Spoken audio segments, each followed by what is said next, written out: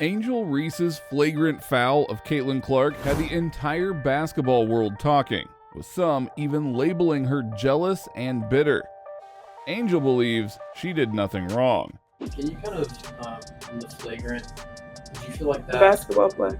Yeah. Did you feel like that was the appropriate call or? It's a basketball play. I can't control the refs. They affected the game obviously a lot tonight. So. But it did look at it like you were going for the ball. I mean, I'm always going for the ball, but y'all gonna play that clip for what, 20 times before Monday? Now, Angel wasn't satisfied with just that. You could tell that she was frustrated by the way the media portrayed Caitlin. On top of that, she really had an issue with the referees, who seemed to be favoring Caitlin, according to Angel. I think we went up really strong a lot of times and we didn't get a lot of calls. And going back at looking at the film, I've seen a lot of calls that weren't made. I guess some people got a special whistle, but just being able to play hard as best as we can, I'm still proud of Camilla. Clark finished the game with 23 points, 9 assists, and 8 rebounds. She led Indiana to their first winning streak of the season. Reese also played well, finishing with 11 points, 13 rebounds, and 5 assists, despite being in some foul trouble. These two have been must-see TV for a while now. Their epic battles in college were some of the most-watched games in women's basketball history. And that popularity has translated to the WNBA, as the game between the Fever and Sky was the most-watched WNBA game on any network in 23 years.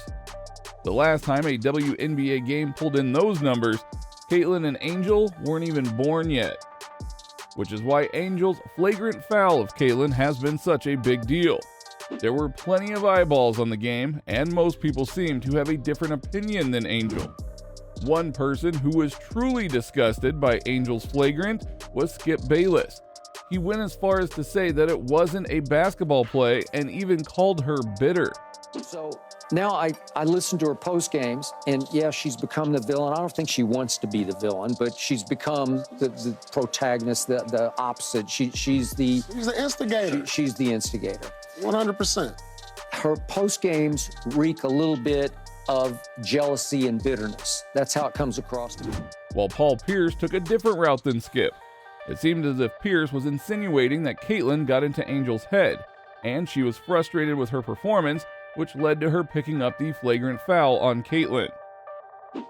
She didn't get the call. She out there like Luka Doncic. No, seriously, she was. She just looking at the ref, throwing her hands up, and she was a little frustrated for the simple fact she wasn't getting the call and for the simple fact that her team's not doing well this year. But, you know, she's playing. She's being herself. But if you ask Caitlin, she seems to have nothing but respect for Angel. I think, what she's done with her platform has been absolutely incredible. I've played her for a very long time, and she's been a tremendous player. So, it's been fun getting to compete against. I think it's been really good for the game. It seems as if Caitlin isn't fazed by the hate she has been getting from other WNBA players. Now that is a sign of greatness as she continues to keep a cool head and play her game. Although plenty of people have labeled Angel as a dirty player for hitting Caitlin, there are some who don't agree. ESPN's Andraya saw nothing wrong with what Angel did. Obviously, it was a basketball play. I mean, that was the one thing, going back to the Kennedy Carter foul, what was the one thing we were all going crazy over was that was not a basketball play. Yeah. Those plays, going for a block shot, clipping somebody in the head, Asia Wilson's gotten scratched across the face, Skylar Diggins-Smith's gotten elbowed in the mouth. Like, it's a physical league. Nothing comes easy. Another person who seems to agree with what Andraya Carter said is Stephen A. Smith. Stephen A. is usually pretty extra when it comes to his takes, so his level-headed response in this situation might catch some people off guard.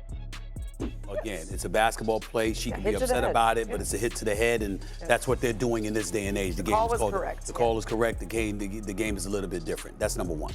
Number two, I also think to some degree they're looking for something from Angel Reese. Stephen A. seems to be saying that the media is trying to manufacture a beef between Caitlin and Angel because the two of them make good headlines. But media members won't be getting anything extra from Caitlin, who actually sided with Angel on this matter. When you get flagrant foul by Angel Reese, what's going through your mind and how do you just stay within yourself to finish the game? What's going through my mind is I need to make these 2 free throws. That's all I'm thinking about. It's just a part of basketball. It is what it is. she's trying to make a play on the ball and get the block. But yeah, I mean, it happens. Another person who had Angel's back during the situation was WNBA legend Cheryl Swoops. According to her, Angel did nothing wrong, and it was just a simple basketball play. And I think what people are doing or saying when it comes to Angel Reese, when it comes to Kennedy Carter, when it comes to the Chicago Sky, I think it's coming from people who don't really know the game and don't understand basketball.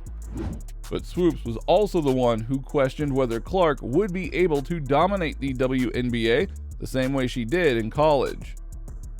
One thing that has been interesting to see is the NBA world's reaction to all of this. Maybe because they are a third party, they can see that Caitlin is being treated unfairly by the WNBA vets. In fact, Charles Barkley went on television and told women to leave Caitlin alone. You women out there, y'all petty, man. Hey, LeBron, you're 100% right on these girls hating on Caitlin Clark. Y'all petty, girls. I expect men to be petty because we're the most insecure group in the world. Oh, you are. Y'all should be thanking that girl for getting y'all ass private charters. Now, this might have backfired, as since Barkley made these comments, Caitlin has faced even rougher defense, and many players have spoken out against Barkley.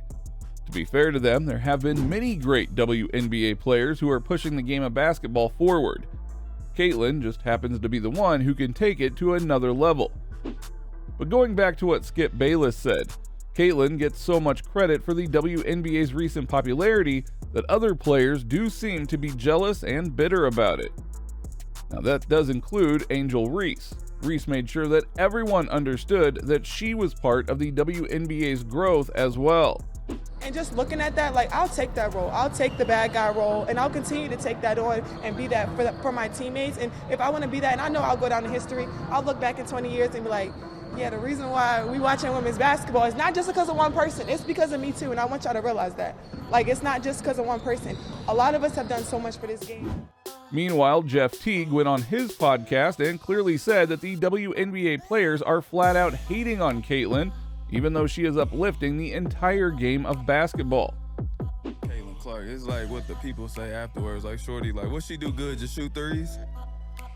It's like, nah, nigga, she got y'all charter jets. Nah, that's facts, She bro. got eyeballs on y'all game. Like, what are you talking about? But you know it's real hate. Like, that's a real hate moment, bro. Like, you just really 17,000 people at the game yesterday, bro. And listen, at 10:30 in the morning. However, Caitlin has kept her cool this entire time. She continues to show that she is made for the bright lights and willing to go through any trial or tribulation to help her team win. The fact that none of the other WNBA players can rattle her or get under her skin shows that she is built for this.